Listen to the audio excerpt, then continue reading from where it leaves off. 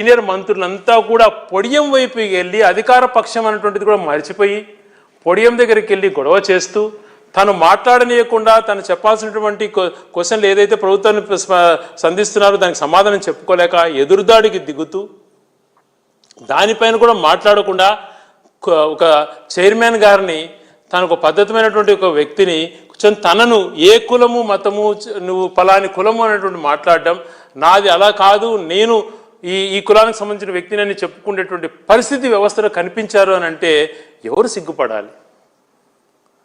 ఇదే మీరు నేర్చుకున్నటువంటిది. ఇటువంటి వ్యక్తులు సమాధానం చెప్పుకోలేక ఎదురుదాడికి దిగుతూ ఇతర సభ్యులను అవమానిస్తూ పదే పదే ప్రతి అంశంలో కూడా ఇలాగే వ్యవహరిస్తున్నారు కదా. ఇది సరైనటువంటిదే ప్రజాస్వామ్యంలో?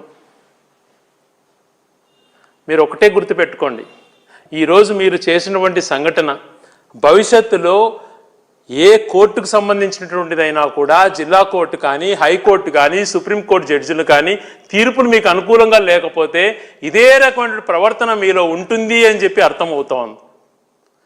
మీకు తీర్పులు మీకు అనుకూలంగా వస్తే ఒక రక లెక్క, మీరు చేసింది తప్పు అనేటువంటిది ప్రశ్నిస్తే కులాలు ఆస్వాదిస్తారు, మతాలు ఆస్వాదిస్తారు, లేకపోతే ఇంకొకటి అంటగడతారు.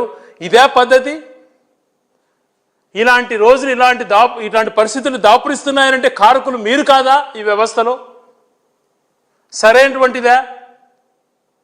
ఒక సీనియర్ మంత్రి అయి ఉండి తను ఎన్నో ఏళ్ళ నుంచి అనుభవం ఉందని చెప్పేటువంటి ఒక వ్యక్తి, ఒక పార్టీకి నాయకత్వం కూడా వహించినటువంటి వ్యక్తి ఒక వ్యక్తిని నీ కులము మతం పైన ఆస్వాదించి మాట్లాడావే, ఇది ఎంతవరకు సమంజసం? ఈరోజు మీకు అధికారం ఉంది కదా అని చెప్పి అన్ని నడుస్తుండొచ్చు సక్రంగా, కానీ మీరు చేస్తున్నటువంటి పొరపాట్ల వల్ల, మీరు చేస్తున్నటువంటి దీంట్ల వల్ల వ్యవస్థలో ఎంతో దిగజారిపోయి ఏ రకమైన రోజులు దాపురిస్తాయనేటువంటి భయాందోళన చెందుతున్నాం. ప్రజాస్వామ్యం పైన నమ్మకున్న వ్యక్తులం.